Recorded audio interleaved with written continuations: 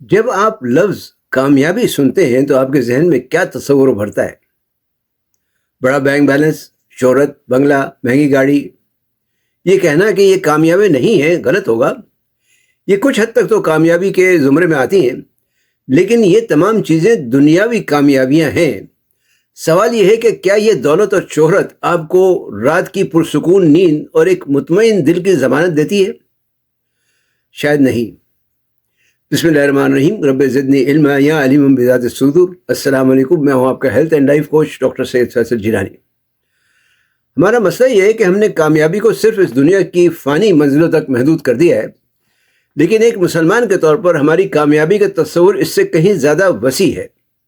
یہ دراصل دنیا اور آخرت کے درمیان ایک خوبصورت سا توازن ہے۔ توازن پر کھڑا کرنا چاہیے۔ آج ہم اس حقیقی، جامع اور متوازن اسلامی کامیابی کے فارمولے کو جاننے کی کوشش کریں گے۔ حقیقی اسلامی کامیابی کیا ہے؟ اس پر بات کرنے سے پہلے میں آپ سے درخواست ہے کہ چینل سبسکرائب کر کے بیل آئیکن پر کلک کرنا نہ بھولیں، تاکہ آپ کو شخصی ترقی و کامیابی کے بارے میں مفید معلومات ملتی رہیں۔ اسلام کی تعلیمات میں کامیابی کی حتمی تعریف وہ ہے جو ہمارے خالق نے بیان فرمائی ہے۔ اللہ تعالیٰ قرآن کریم میں واضح ارشاد فرماتے ہیں، اور جو شخص آگ سے بچا لیا گیا اور جنت میں داخل کر دیا گیا وہی کامیاب ہوا۔ آل عمران کی آیت ہے 185۔ یہ آیت وعدہ کرتی ہے کہ ہماری اصل منزل، ہماری اصل کامیابی آخرت ہے، جس کے لیے دنیاوی زندگی ایک کھیتی اور گزرگاہ کی حیثیت رکھتی ہے یا امتحان گاہ کی حیثیت رکھتی ہے۔ اس کا مطلب یہ ہرگز نہیں ہے کہ ہم دنیا کے معاملات چھوڑ دیں، بلکہ یہ ہے کہ ہم دنیا کو اپنی آخرت کی خدمت میں لگائیں۔ نبی کریم صلی اللہ علیہ وسلم نے فرمایا کہ تم میں بہترین شخص وہ ہے جو دنیا اور آخرت کے لیے عمل کرے اور ان میں توازن رکھے، کیونکہ دونوں ایک دوسرے کے محتاج ہیں۔ دوسرے لفظوں میں حقیقی کامیابی دراصل اچھی دنیا اور اچھی آخرت کو ایک ہی عمل اور نیت سے حاصل کرنے کا نام ہے۔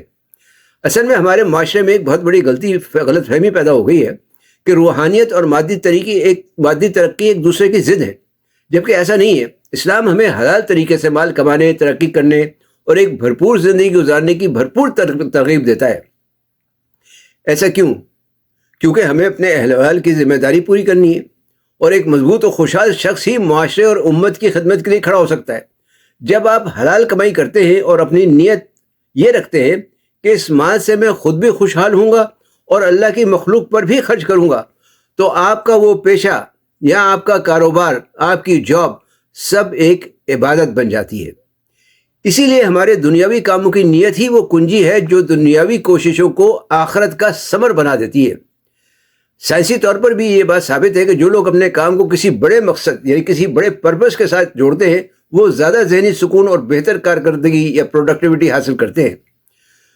تو اب آپ سے اہم سوال یہ ہے کہ ہم اپنی روزمرہ کی زندگی میں یہ نازک توازن کیسے قائم کر سکتے ہیں؟ اس کے لیے آپ کو اپنی زندگی میں چند عملی تبدیلیاں لانی ہوں گی۔ وہ کیا ہیں؟ پہلی تبدیلی، وقت کے انتظام میں برکت کی تلاش۔ اپنے دن کو صرف گھنٹوں میں تقسیم نہ کریں، بلکہ برکت کی نیت سے تقسیم کریں۔ اپنے کام کا آغاز فجر کی نماز کے بعد کریں۔ یہ وہ وقت ہے جس میں برکت رکھی گئی ہے۔ دن کے ایک حصے کو مکمل توجہ کے ساتھ اپنی دنیاوی ذمہ داریوں کے لیے لگا دیں، اور ایک حصہ اپنی عبادت، تلاوت اور خاندان کے لیے۔ اس طرح آپ وقت کو صرف گزاریں گے نہیں، بلکہ اسے صحیح معنوں میں استعمال کریں گے۔ دوسری تبدیلی، چھوٹے چھوٹے مگر مسلسل اعمال، یعنی آخرت کے لیے بڑا کام کرنے کے بجائے چھوٹے چھوٹے مگر مسلسل تسلسل کے ساتھ کچھ اعمال اپنائیں۔ روزانہ صرف 5 منٹ کے لیے قرآن کی تلاوت یا ترجمہ پڑھنا، یا نماز کے بعد چند منٹ کا ذکر اذکار کرنا آپ کی آخرت کے بینک میں بہت بڑا بیلنس بنا سکتا ہے۔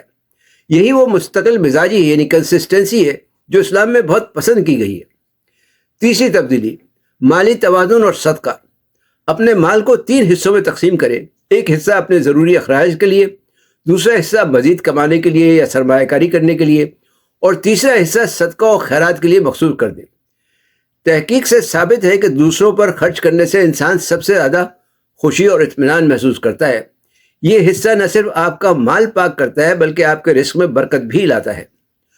چوتھی تبدیلی، محاسبہ نفس، یعنی ہر رات کو سونے سے پہلے چند منٹ نکال کر اپنے دن کا جائزہ لیں۔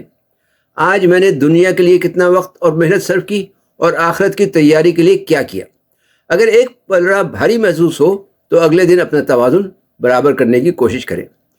یہ محاسبہ نفس وہ آئینہ ہے جو آپ کو کامیابی کی راہ پر سیدھا رکھتا ہے یا سیدھا لے کر جاتا ہے.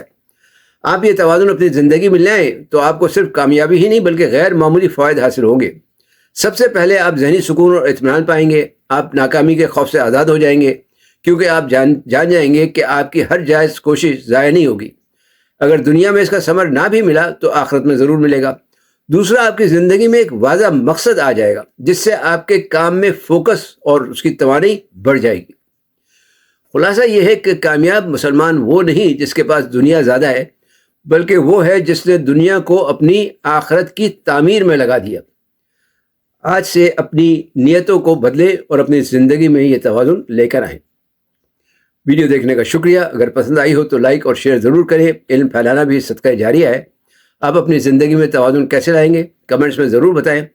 ترقی اور کامیابی کے بارے میں مزید جاننے کے لیے چینل سبسکرائب کر کے بیل آئیکن پر کلک کرنا نہ بھولیں.